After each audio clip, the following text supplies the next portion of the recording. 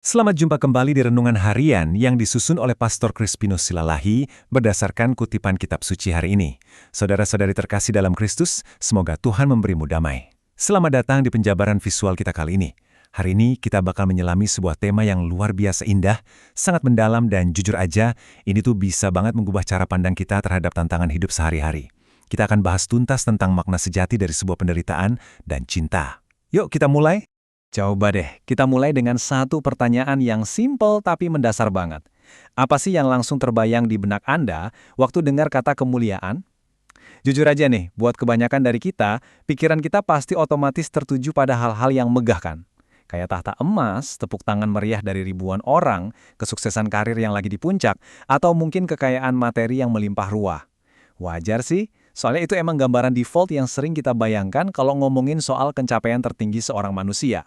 Bagian 1. Makna kemuliaan duniawi. Pikiran kayak gitu tuh sebenarnya wajar banget, karena sejak kecil, dunia emang terus-terusan mengondisikan kita. Kita diajari kalau kehebatan itu ya berarti punya kuasa, dan hidup mulus tanpa penderitaan.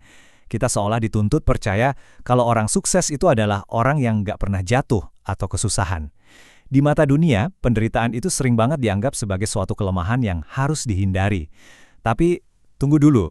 Realitas yang diajarkan Kristus itu sungguh radikal dan justru berkebalikan 180 derajat. Bayangin aja, tahtanya bukanlah kursi kebesaran yang empuk, melainkan sebatang kayu salib yang kasar. Mahkotanya bukan dari emas bertabur permata, tapi anyaman duri yang tajam.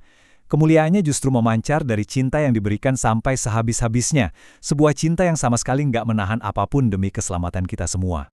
Lanjut ke bagian 2, kemuliaan sejati menurut Yesus. Nah, menjelang masa penderitaannya, Yesus tuh benar-benar membongkar habis paradigma duniawi kita tentang apa itu kehebatan. Dalam Injil Yohanes, dikisahkan Yesus menengadah ke langit dan bilang, "Bapa, telah tiba saatnya, permuliakanlah anakmu." Kata saatnya di sini tuh menarik banget dan maknanya dalam loh. Yesus sama sekali nggak lagi ngomongin soal upacara penobatan ala raja-raja dunia atau soal kemenangan politik. Saat yang dimaksud Yesus di sini adalah tindakan penyerahan dirinya secara total. Ia memuliakan Bapa lewat ketaatan yang mutlak, semata-mata untuk mengaruniakan hidup kekal buat kita umat manusia.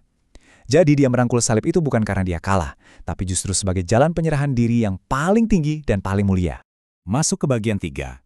Teladan setia Rasul Paulus. Asal tahu aja ya, kebenaran radikal soal salib ini nggak berhenti di Yesus aja.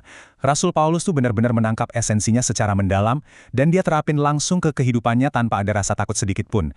Bayangin, di tengah ancaman penjara, kapal karam, sampai penderitaan fisik yang datangnya bertubi-tubi, Paulus dengan tegas berani bilang kalau dia tidak menghiraukan nyawanya sedikit pun, asal dia bisa mencapai garis akhir dan menyelesaikan pelayanannya. Kok bisa sih dia punya keberanian kayak gitu? Jawabannya simpel, karena Paulus sadar betul kalau penderitaan dan penolakan yang dialami itu bukanlah sebuah kekalahan. Ia melihat semua deritanya itu sebagai cara yang paling nyata dan mendalam untuk ikut ambil bagian dalam kemuliaan salib Kristus. Bagian 4, memikul salib kehidupan kita. Oke, sekarang gimana caranya kebenaran yang luar biasa ini bisa nyambung sama realitas hidup kita sehari-hari? Mari kita bawa pesan ini ke pergumulan Anda masing-masing secara personal. Mungkin banget nih saat ini, Anda yang lagi dengerin penjabaran ini, sedang memikul salib yang rasanya kelewat berat dan bikin capek banget. Mungkin itu berupa penyakit yang nggak kunjung sembuh, atau masalah ekonomi keluarga yang sering bikin sesak napas di tengah malam, atau bahkan Anda lagi difitnah habis-habisan di tempat kerja padahal Anda udah berusaha keras mempertahankan kejujuran. Kita harus akui, ini adalah salib-salib kehidupan yang sangat nyata. Salib yang berat banget dan seringkali bikin kita merasa terpuruk kayak lagi berjuang sendirian di tengah badai besar. Mungkin dunia ngelihat Anda tuh lagi hancur lebur atau dianggap gagal saat ini. Anda mungkin juga ngerasa kayaknya nggak ada deh yang peduli atau ngerasa udah kehabisan harapan sama sekali. Tapi, pegang erat-erat kebenaran rohani ini ya. Di mata Tuhan, di saat Anda tetap memilih untuk setia, tetap berdoa dengan sungguh-sungguh, dan terus mencintai di tengah luka-luka itu, Anda sesungguhnya sedang memancarkan kemuliaan Allah.